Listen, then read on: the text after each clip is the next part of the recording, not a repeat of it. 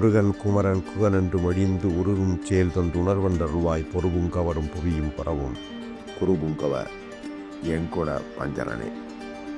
அன்பு பெரியவர்களே, இன்றைய தினம் காண இருப்பது மீண்டும் லாக்டவுன் வருமா என்பதை குறித்து ஜோதிட ரீதியான ஒரு ஆய்வை மேற்கொள்வோம். எனது பதிவுகள் அனைத்தும் ஜோதிட நூல்கள் சொல்லுகின்ற சாஸ்திரத்திற்கும் பாடல்களுக்கும் ஸ்லோகங்களுக்கும் அடிப்படையாகத்தான் என்னுடைய பதிவுகள் அமையுமே தவிர சாஸ்திர விரோதமாக எந்த ஒரு பதிவையும் நான் பதிவு செய்வதில்லை. ஒரே கேள்வி, மீண்டும் லாக்டவுன் வருமா என்றால் வராது என்று தான் சொல்ல வேண்டும். மார்ச் மாதத்திலே 6 கிரகங்கள் ஒன்றாக இணைகின்றன. இப்படி 6 கிரகங்கள் ஒன்றாக இணையும் போது மக்கள் எல்லாம் துயரும் வண்ணமாக பல பிரச்சனைகள் ஏற்படும் என்று சாஸ்திரங்கள் சொல்லுகின்றன. 7 கிரகங்கள் ஒன்றாக இணைந்தால் ஜெகத் பிரளயமே ஏற்படும் என்று சாஸ்திரங்கள் சொல்லுகின்றன. ஆனால் 6 கிரகங்கள் இணைந்தால் மிகப்பெரிய துயரங்களும் துன்பங்களும் வருவதற்கு வாய்ப்புகள் உண்டு. கொரோனா வருவதற்கு முன்பாக 6 கிரகங்கள் தனுராசியிலே கூடியது. அதற்கு பின்பாக கொரோனா வந்தது. பெரும்பான்மை ஜோதிட சமூகம் எல்லாமே 6 கிரகங்களுடைய சேர்க்கையை பார்த்து அவை ஒன்றும் செய்யாது, அதே வேளையில் ஒளிமயமாக ஆண்டாக இருக்கும் என்றெல்லாம் வலைத்தளங்களில் பதிவு செய்தார்கள்.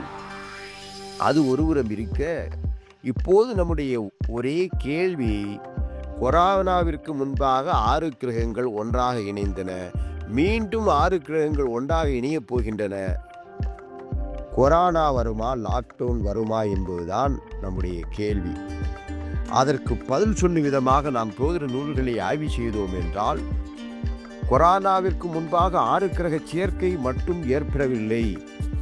அதை போன்று பல மனிதனுக்கு துயரங்களும் வியாதிகளும் ஏற்படுகின்ற சூழல்களை உருவாக்குகின்ற பல நிமித்தங்களை சாஸ்திரங்கள் நமக்கு உணர்த்தியதை நாம் உணர்ந்து கொள்ளவில்லை என்றுதான் சொல்ல வேண்டும்.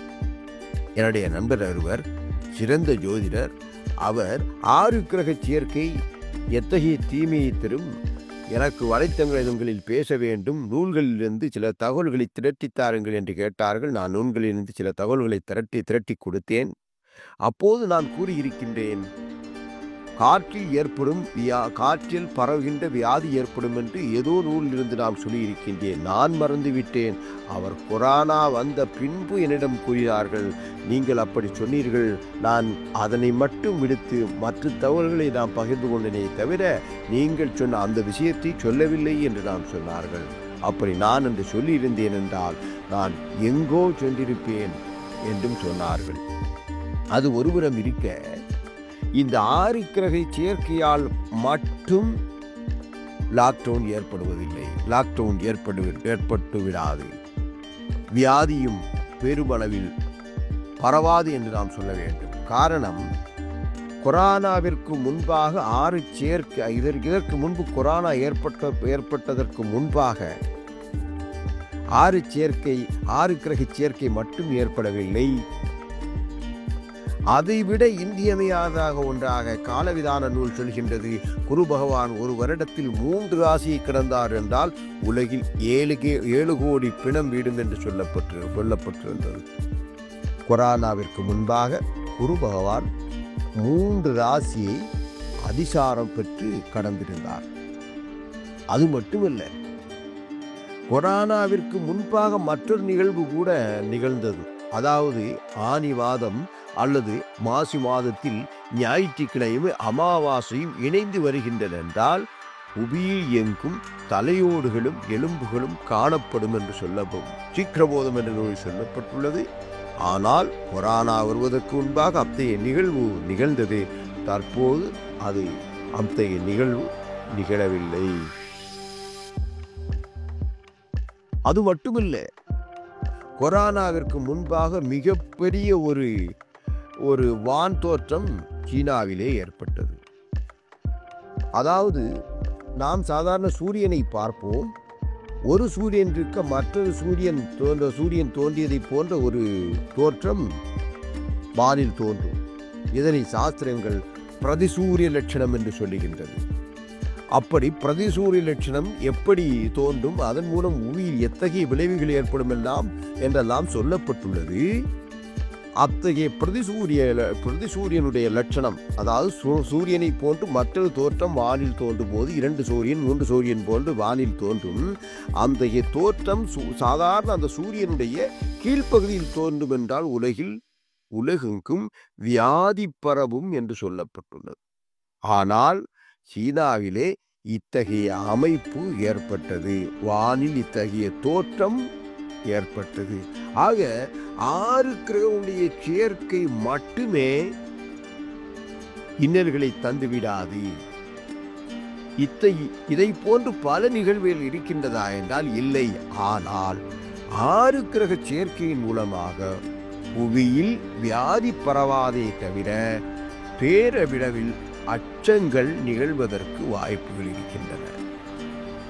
அதற்கு காரணம், ஒரு மாதத்தில் 5 ஞாயிற்றுக்கிழமை அபூர்வமாகத்தான் வரும். அப்படி மாசி மாதத்தில் நிகழ்கின்றது என்று நினைக்கின்றேன். 5 ஞாயிற்றுக்கிழமை வருகின்றது என்றால் எத்திர மாசோ ரவௌவாரோ ஜாயதே பஞ்சசந்ததம் துர்பிஷம் சாத்திர பங்கஞ்ச மகத்பயம். அப்படி 5 ஞாயிற்றுக்கிழமை ஒரு மாதத்தில் வந்தது என்றால் மிகப்பெரிய பயம், அச்சம் மக்களிடையே தோன்றும் என்று சொல்லப்பட்டுள்ளது. இந்த 6 கிரகங்கள் ஒன்றாக கூடுவதை நான் நூல்களில் ஆய்வு செய்யும் போது உலகில் உயரமான தோற்றம் கொண்ட நாட்டை சார்ந்தவர்களுக்கோ இனத்தை சார்ந்தவர்களுக்கோ அச்சமோ அதிக அளவில் மரணமோ ஏற்படுவதற்கு வாய்ப்புகள் உள்ளன. அதுபோன்று சாராவளி நூலினுடைய சொல்லிய கருத்தை நாம் ஏற்றுக்கொண்டோமே என்றால், தீர்க்கோ ரோமசகாத்ரோ மரணோற்சாகி, மரணத்திற்கு உற்சாகத்தோடு செயல்படுவார்கள் என்ற வாக்கியம்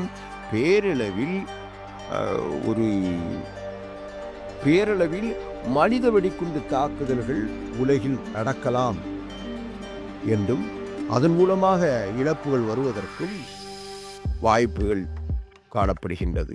அதுபோன்று மக்கள் செல்வமும் சுகமும் குறைந்து காணப்படும் என்ற காரணத்தினால் ஒரு உலகெங்கிலும் பேரளவில் பொருளாதார நெருக்கடியும் வருவதற்கான வாய்ப்புகளும் உள்ளதே தவிர, அதுபோன்று இத்தகைய 6 கிரகங்கள் ஒன்றாக மீனராசியில் கூடுவது, அதனுடைய மற்ற அமைப்புகளை நாம் பார்த்தபோது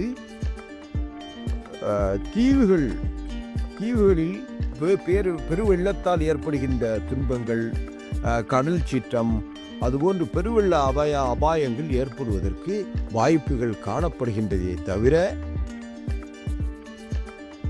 புதிய வைரஸ் அல்லது வியாதி பரவுவதற்கு வாய்ப்பில்லை என்றுதான் சோத நூல்களில் இருந்து உணர்ந்து கொள்ள முடிந்தது என்பதனை இங்கே தெரிவித்துக் கொள்கின்றேன். ஆக அச்சம் வேண்டாம், மீண்டும் ஒரு லாக்டவுன் இல்லை என்பதையே ஜோதிட நூல்களின் மூலமாக தெரிந்து கொள்ள முடிந்தது. வணக்கம், உங்கள் பிரசன்ன ஜோதிட வித்தகர் அம்சி விவேகானந்தன். இதை போன்று சாஸ்திரபூர்வமான எங்கும் தெரிந்து கொள்ள முடியாத விஷயங்களை தெரிந்து கொள்வதற்காக நமது சேனலை சப்ஸ்கிரைப் செய்யுங்கள், லைக் செய்யுங்கள், பகிர்ந்து கொள்ளுகின்றீர்கள் என்று அன்போடு வேண்டிக் கொள்கின்றேன். வணக்கம்.